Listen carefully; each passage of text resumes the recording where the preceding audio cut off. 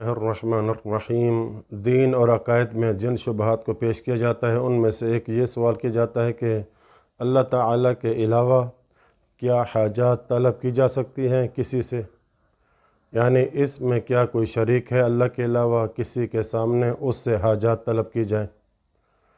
دیکھیے، پہلی بات تو یہ ہے کہ یہ دو ٹوک بات ہے کہ ذاتی طور پر حاجات پورا کرنا مستقل طور پر جو اس چیز کا مالک ہے وہ صرف اللہ کی ذات ہے۔ اگر کوئی قائل ہے کہ اللہ کے علاوہ کوئی ذات ہے جو مستقل ہے اور محتاج نہیں اللہ کی اور حاجت روائی کرتی ہے تو وہ دو خداؤں کا قائل ہے، وہ دو رب کا قائل ہے، وہ مشرک ہے، اس کی کوئی گنجائش نہیں ہے۔ اسلام کے اندر بالخصوص شیعہ مذہب کے اندر کوئی گنجائش نہیں کہ اللہ سے ہٹ کر کوئی مقابل میں اور ذات ہے جو اللہ کی محتاج نہیں ہے، حاجت روائی کرتی ہے اور اس سے حاجتیں طلب کی جائیں۔ لیکن اگر کسی ذات سے طلب کرتا ہے اس کو وسیلہ سمجھ کر کہ یہ اللہ سے دلوا سکتے ہیں تو یہ توسل ہے اور یہ جائز ہے۔ تو اس لیے اگر ہم دعا مانگنے کا، حاجات طلب کرنے کا طریقہ ذکر کریں تو چند ایک طریقے ہیں۔ پہلا طریقہ یہ ہے کہ آپ اللہ تعالیٰ کو خطاب کریں، میرا اللہ تو دینے والا ہے، تو حاجت روا ہے، تو مالک بھی ہے اور ہمارا خالق بھی ہے، تجھے واسطہ ان پاک ہستیوں کا کہ مجھے فلاں چیز عطا کر۔ یہ بہترین طریقہ ہے، کثرت کے ساتھ ہی ائمہ معصومین علیہم السلام سے وارد بھی ہوا ہے یہ والا طریقہ۔ آپ دعاؤں والی کتابیں اٹھا کر دیکھ لیں، یہ والا طریقہ آپ کو زیادہ ملے گا، قرآن مجید میں بھی یہ ذکر موجود ہے۔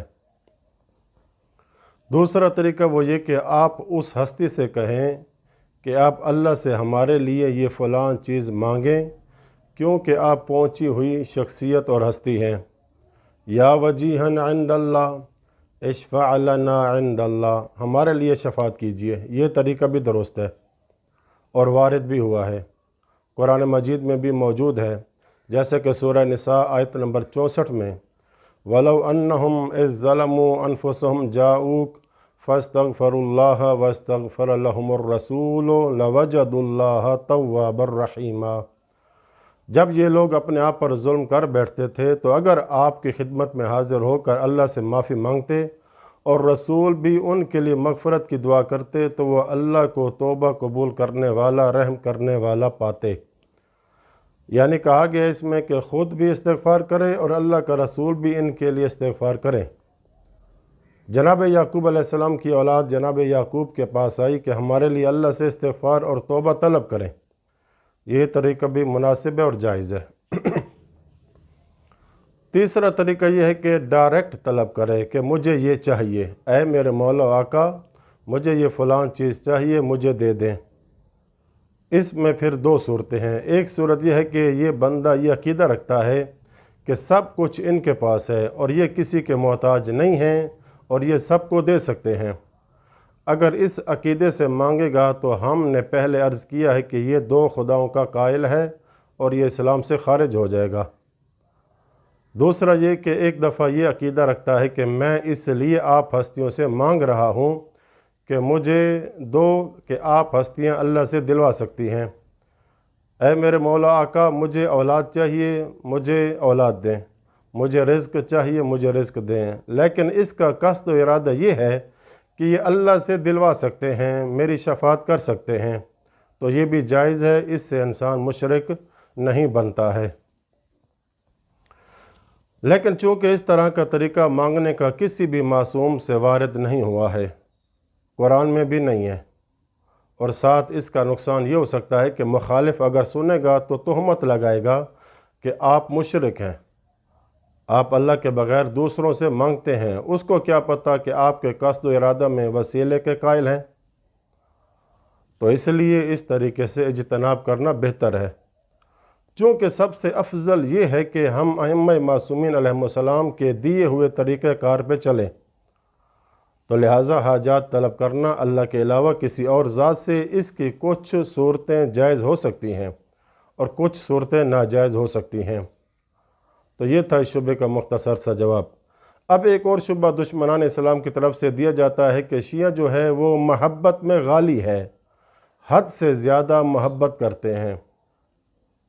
حقیقتاً یہ سب شیعہ لوگوں کو تہمت دینا ہے، غلط ہے یہ بات۔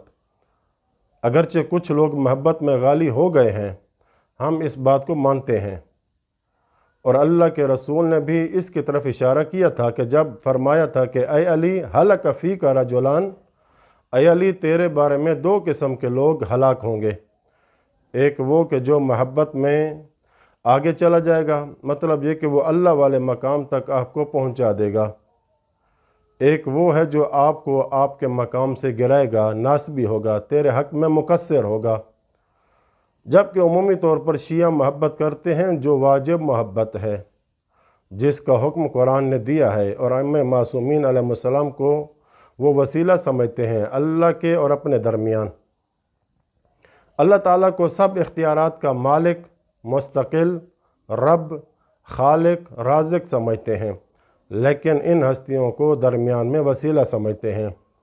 تو لہٰذا چند گمراہ لوگوں کی وجہ سے تمام شیعہ لوگوں پر تہمت لگانا یہ ناانصافی اور ظلم ہے۔